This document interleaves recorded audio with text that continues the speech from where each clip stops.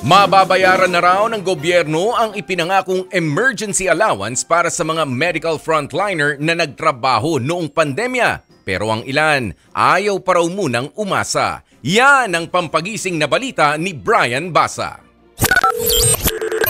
Ilalabas po natin. May magandang balita ang Budget Department sa healthcare workers. Ilalabas na raw ng DBM ang 27.45 billion pesos na halaga ng COVID-19 Health Emergency Allowance para sa mga nagserbisyong health workers nung pandemya. Ire-release daw yan ngayong Biyernes. Mababayaran daw nito ang mahigit 5 milyong unpaid allowance at 4,000 COVID-19 sickness and death compensation claims. 2025 ang unang target ng DBM sa pagbabayad sa natitirang allowance. Ayon kay DBM Secretary Amenah Pangandaman, ipinag-utos ni Pangulong Bongbong Marcos ang agarang pagbabayad sa allowance ng health workers. Wala na po tayong utang sa ating mga health emergency professionals and workers.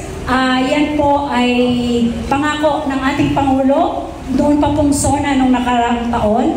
Kaya po masaya po tayo na naibigay na rin po natin kung ano po yung kinakailangan na maibayad sa ating mga health workers na tumulong sa atin noong panahon ng pandemic.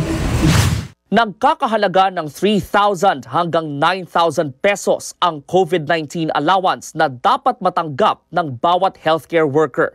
Umaasa naman ang Alliance of Health Workers na tototohanin ng DBM ang kanilang pangako. Wala tayong kasiguraduhin kung tutukanin nila o hindi. Mamaya ito ay propaganda na naman. Kasi pakakagatin na naman kami dahil nga po malapit na po isang pangkaan ni DBM. Pumalag naman ang grupo sa sinabi ng DBM na wala na silang utang sa health workers. Napakadami po nilang utang. Buong Pilipinas po yan. Buong Pilipinas, ang daming LGUs, mga local governments natin, yung mga nasa barangays natin, ang dami-dami po nilang utang. Kung masasabihin nila na after nitong maibigay, ilan po bang healthcare workers ang kaya nilang mabigyan doon sa sinasabi nila i-release sa budget?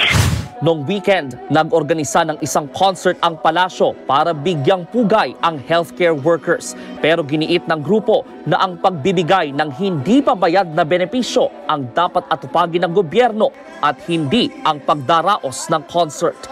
Nagbabalita mula sa Frontline, Brian Basa, News 5.